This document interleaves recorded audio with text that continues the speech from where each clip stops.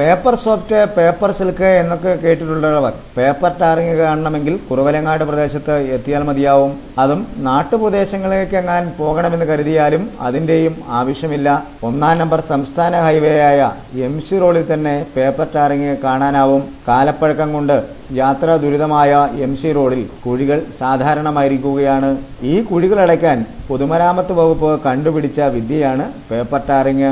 മെറ്റലും ടാറും അല്പാൽപ്പം ചേർത്ത് കുഴികളിലിട്ട ശേഷം തടികൊണ്ടിടിച്ച് മുകളിൽ പേപ്പർ വിരിച്ചാൽ ടാറിങ് എല്ലാം പൂർണ്ണമായി എന്നാണ് പൊതുമരാമത്ത് വകുപ്പ് ദിവസങ്ങളായി കുറവലങ്ങാട്ട് മേഖലയിൽ തെളിയിച്ചുകൊണ്ടിരിക്കുന്നത്.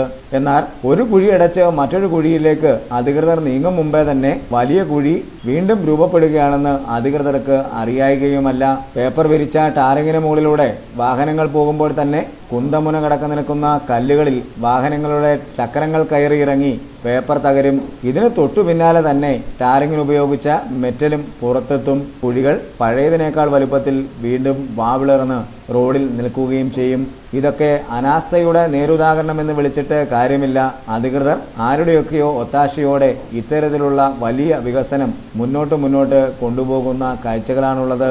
ആയിരക്കണക്കിന് വാഹനങ്ങൾ മണിക്കൂറുകളിൽ കടന്നു പോകുന്ന MC റോഡിലെ ദുരവസ്ഥ ഇതാണെങ്കിൽ നാട്ടിൻപുറങ്ങളിലെ ടാറിങ് എങ്ങനെയിരിക്കുമെന്നാണ് ഇപ്പോൾ നാടിൻ്റെ സംസാരം.